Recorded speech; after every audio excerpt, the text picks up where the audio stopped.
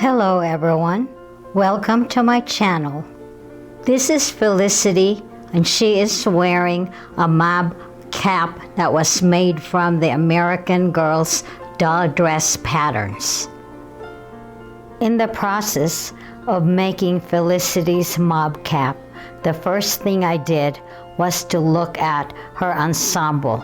So I went into the photograph of what is included in Felicity's ensemble. And let me have a close-up here so you can also see where I'm starting at. So here in the bottom of Felicity, you will see a Mobcap in there. That is where I'm going to start. So let me pull her up here and show which one I'm talking about. So here, sorry about the glare in there. And this is the Mobcap that I'm going to sew and make for Felicity. One of the things that I find to be very fun with the characters of the American Girl dolls, especially Felicity, is the research engaged in costuming the doll in the historic times. And before I proceeded to finalize what I'm going to do with Felicity's Mobcap, I went to the internet and studied some of the styles and how they were made for this particular time period. I also have books in costuming that I looked into. So before I'm going to put together the cap, I have jotted notes and also some sketches on how I will proceed to make this Mobcap. And for notes for the pattern pieces, using the original pattern for the night shift and the cap that came with it, I came to this illustrations that included the ruffle and then the crown as well.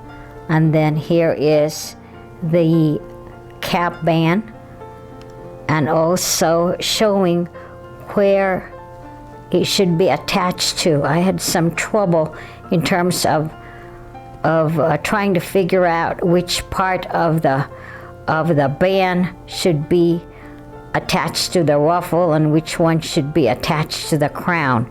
So using your references from the internet and also from books, that would help you.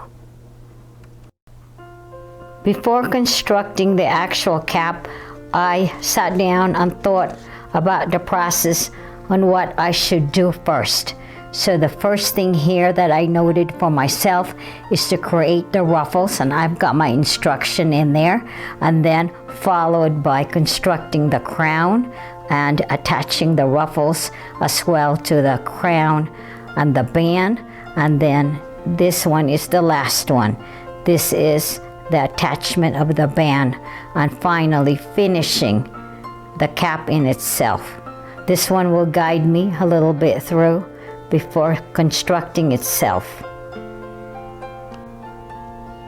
I'd like to share with you how I put together my patterns and also my notes on creating clothing for dolls or regular clothing. I get these transparent envelope from Walmart. They come in packs of 4 or 8, and this one fits the portfolio for Felicity's doll dress patterns as well. And here I also have a folder that I put the other patterns or any notes or any documents that I might wanna put together with the doll dress patterns, that is. And so here, these pieces of patterns, also the instructions, are going to go into this folder, and this will be inserted inside that packet so I can keep them all together. Instead of cutting the patterns that are printed in the portfolio, I've elected to copy it instead with my home copier. I don't have a scanner that is large or printer that is large, so I'm printing them individually. But I'm not folding the patterns, and I'm not destroying the original one. And this copy from my copier, you can also write straight at the patterns if there are any modifications at all. And this one here, I have copies of the exact crown over here, the size, but the other portions here on your right side, you can see that it got cut off, but that's okay. I'll use the scrap papers for other notes as well, so I'm not going to be wasting them. But here is the copy of the crown, and here is the copy of the ruffle, and it is very clear, so I'm going to need to cut this one out. And then here's the copy of the, I believe this is called the round-eared cap band. So this is the band that I will need. There's 3 parts to this, or 3 patterns. So I'm going to read this one and then piece it together and sew it down.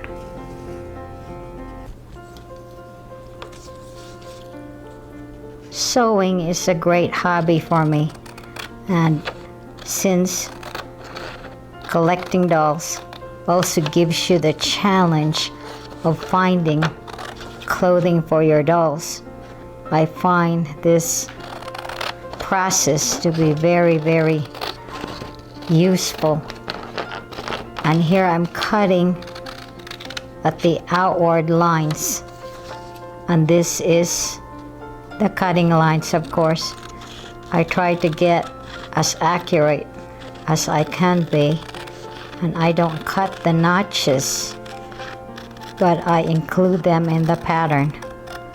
And for each pattern piece, the Pleasant Company actually prints it right here. It says copyright 1992 by Pleasant Company Incorporated, all rights reserved. So you don't print this and sell it. That would not be legal to do that. So just cut carefully. Here's the notches. This you will match with the other pieces. Also the dots in here, and then your fold lines in here.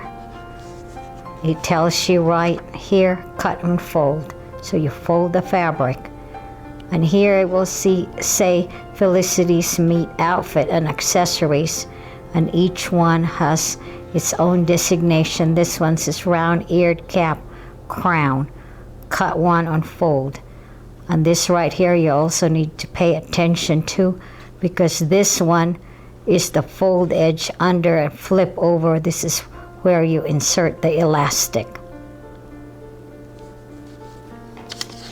And then we move to the next piece.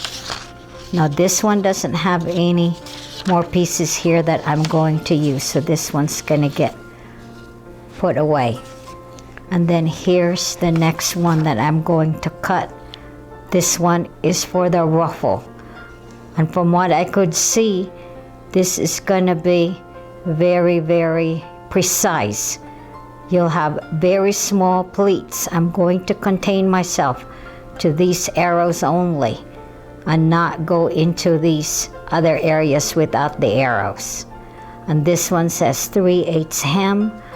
So this one I intended to do a rolled type of a hem, and that would keep the edges very, very neat and tidy. So I'm going to proceed to cut this, and then I will proceed to the last one, which is the band, which is the round-eared cap band, and I'm going to cut this off of the camera to expedient or hurry up the process of cutting.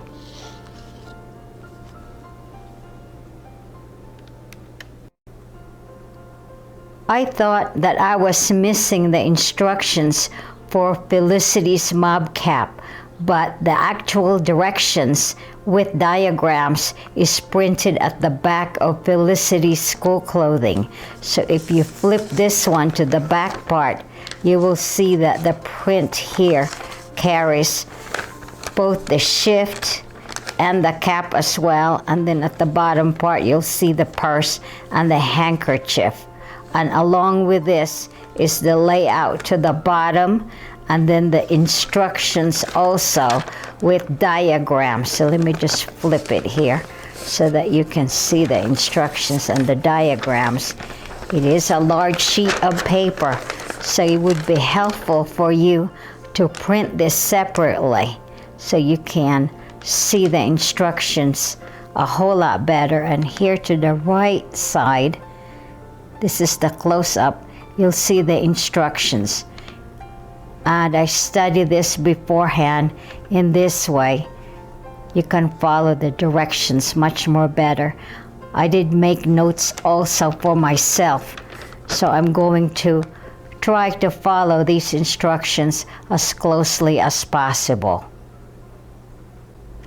I made a copy for myself of the instructions. I like to color it so it will float up so I can see it better.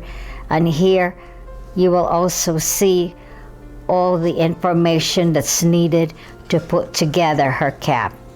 And here's the layout. I'm not going to use this because I'm using actually remnants of lightweight muslin cotton.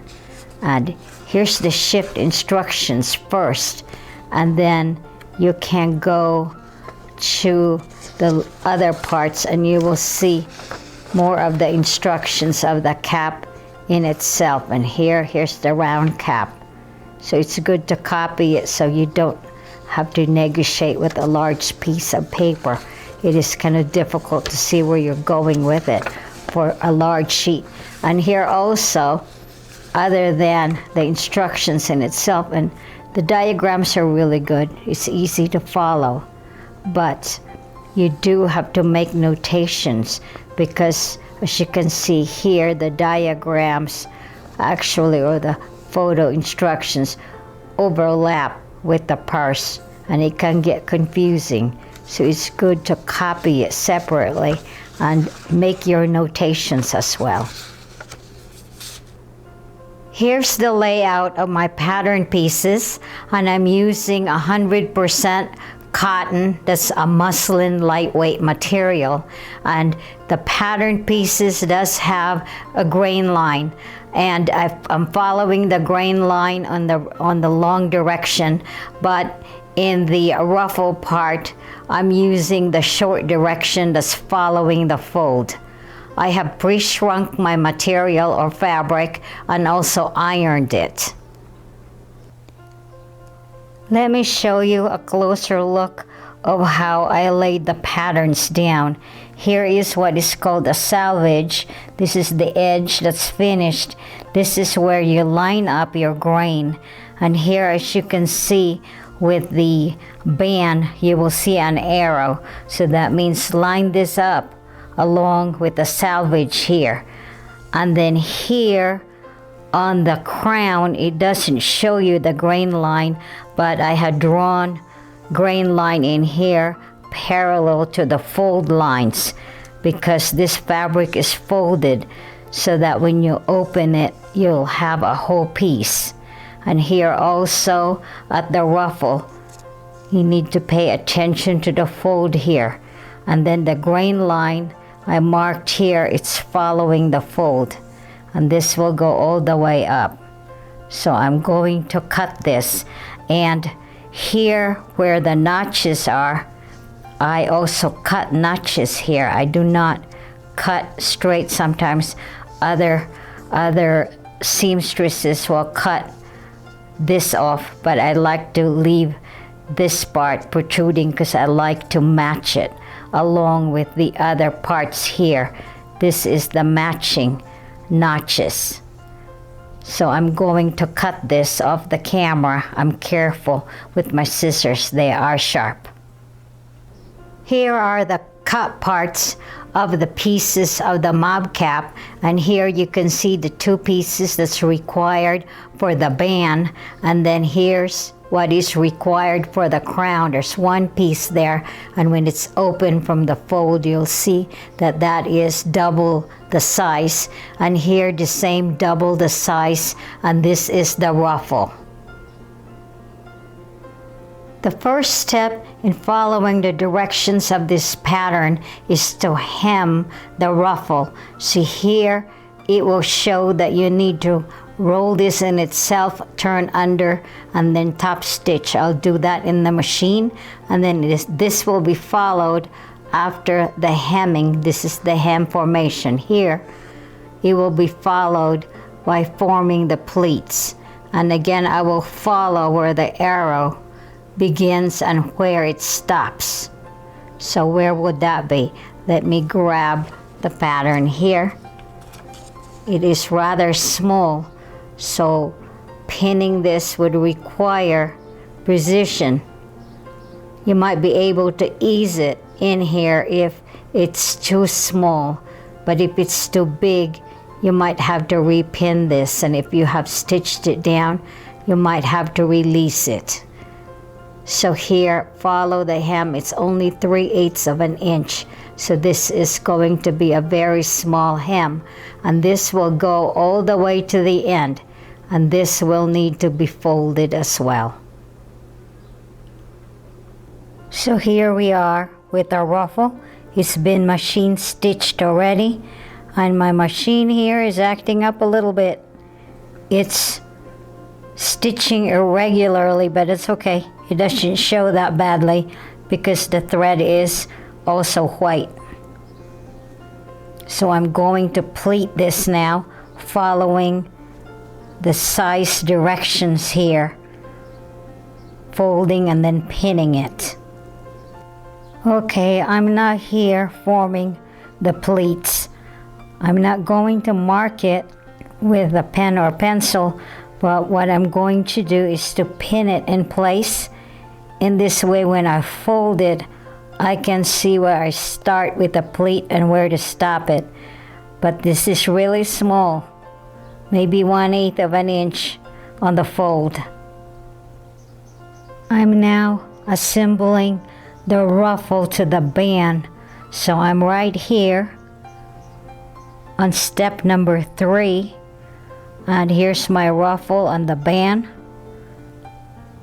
And the ruffle here, I pinned it first, and then I tacked it or basted it down so that if the pin falls out, it would still be holding. I'm taking all the pins out because the ruffle is very small. Here in step 3, I located the center of the ruffle, and also here at the band, I also have the center here marked by the pin. So I'm going to line these up. And from the looks of this instruction, this is the right side up. So I'm going to put the ruffle also at the right side up. Okay, here at step number 4, it asks for the seam allowance to be pressed down. So I've done that here on the seam allowance. Let me just turn this over. And it doesn't say how much, but I just followed 1/4 of an inch. So the seam allowance here is pressed down. Now I'm in step number 5, and here's the 2 pieces that I pinned together. The ruffle is sandwiched in between here. So I'm going to go to my machine and stitch this one down. I'm here on step number 5, and I've turned this band over, and here's the ruffle. It's very tricky because that ruffle is very small. I'm on step number 8, and here I have threaded my elastic through.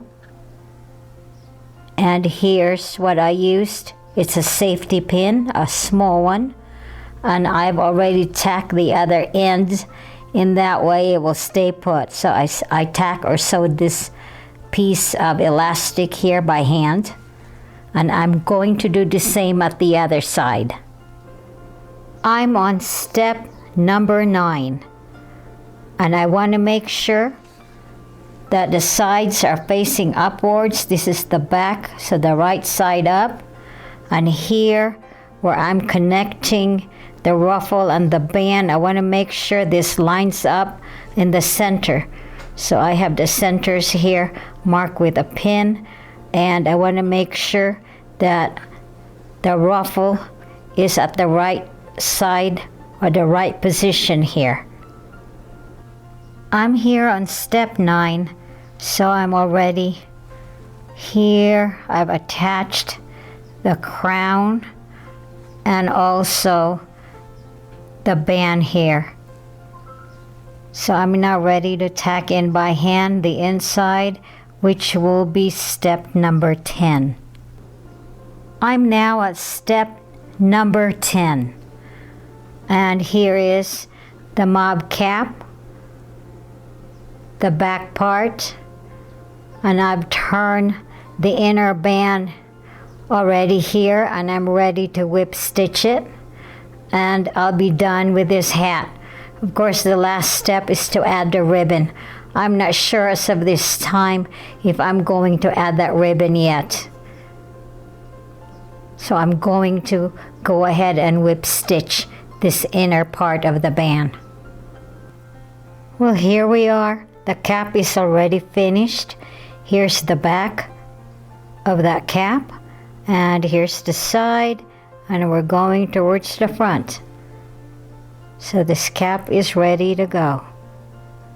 I don't know if I'm going to add the ribbon, maybe not for now. I have some red ribbons already, but I might try another color. I'm just gonna keep it this way for now. Let's take a closer look at Felicity's Mobcap. It turned out very well. And here's the top of her cap. This is a tryout one that I made from 100% muslin cotton. And let me turn her to the side so you can see the side view of this cap. And here are the pleats, and they have to be precisely folded if you want it to fit properly. And let me turn Felicity to the back, and here's a view of the elastic base. This one you can tighten if you like, or loosen it up if you have more hair at the base of her head. And here's the other side of the cap. Here are the pleats. I haven't pressed it too heavily, but you can make this a lot more crisper if you apply spray starch to the cap. I just left it without starch. So overall, in terms of assessment on the construction of Felicity's cap, the pattern is very good to use.